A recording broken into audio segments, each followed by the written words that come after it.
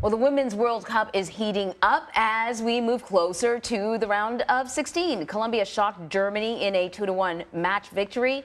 Manuela Vanegas scored a goal in extra time to give Colombia the lead. The team moved into first place in Group H with the win. So joining me now for more on this is CBSSports.com soccer writer Pardeep Cattry. Thanks for joining us, Pardeep. So how shocking is the loss for Germany, and is Germany in danger of not making it into the round of 16? Well, it's definitely very shocking, but I wouldn't necessarily discount Germany from making it off to the next round or even still being a contender for this World Cup title. But yeah, it's a pretty big setback for sure. You know, Zambia scored its first goal this tournament and now has its first win in its nation's World Cup history. There's a lot of that going on as well after a 3-1 match over Costa Rica. How big a moment is that for the team and the country?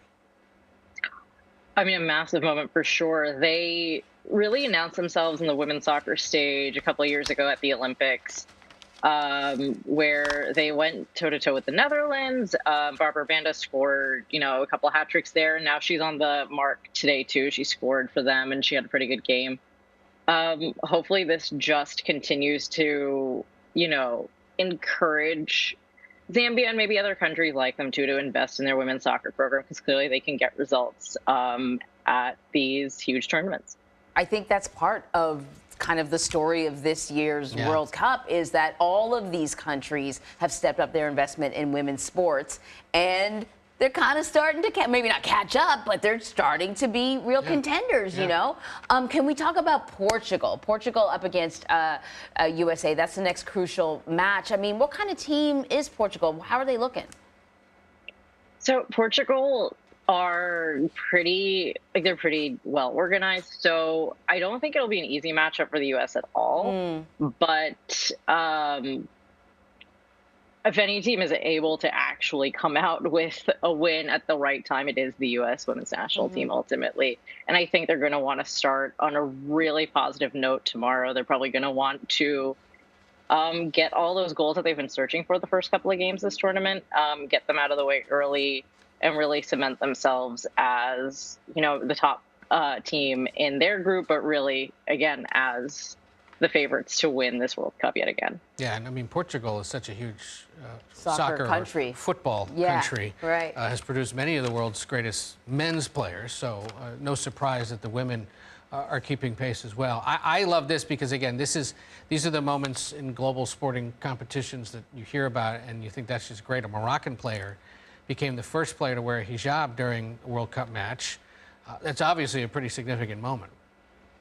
Oh, totally. It was less than 10 years ago. I think it was only 2014 when FIFA lifted the ban on players wearing hijabs. So to go from, that moment to this one in like a decade is pretty immense. Hopefully, again, it's part of that larger narrative at this World Cup of ensuring, that these countries, these federations are putting money into their women's sports programs and encouraging women to really, find themselves in sports if that's where they feel they belong.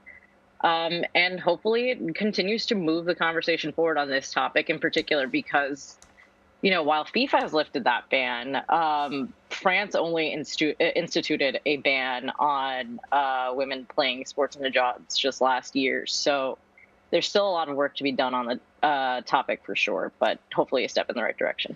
All right, so Pardeep, I'm not a huge soccer watcher. I will admit to that, but I am up at very odd hours. Yes, you are. Which means I have the ability to catch some pretty good games. So I'm going to lean into your advice. What are you looking forward to most in terms of games to watch? Well, obviously the U.S. game tomorrow is going to be a big one. Germany's group stage finale is going to be a big one for sure to see if they can get that, if they can rebound from the game against Colombia. The other group I'm looking at is the group with France, Brazil, and Jamaica, because Brazil right now are on the outside looking in at a round of 16 berth after they lost to France over the weekend. And they have to play Jamaica, who is sitting above them right now. But so that game is sort of winner takes all. to get to the next round. So that'll be an interesting one to see if Jamaica can really pull off that big upset or if Brazil will make it to the next round as expected. So, Pardeep, have you been up all night watching these games and you're staying up later for us?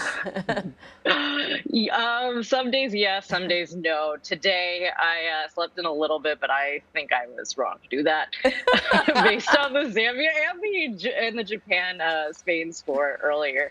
So, but tomorrow I'll definitely be up. Well, we thank you for pulling double duty. That's right, Japan blanked Spain 4-0. That was another big one. Pardeep, thank you so much. Of course, thank you for having me.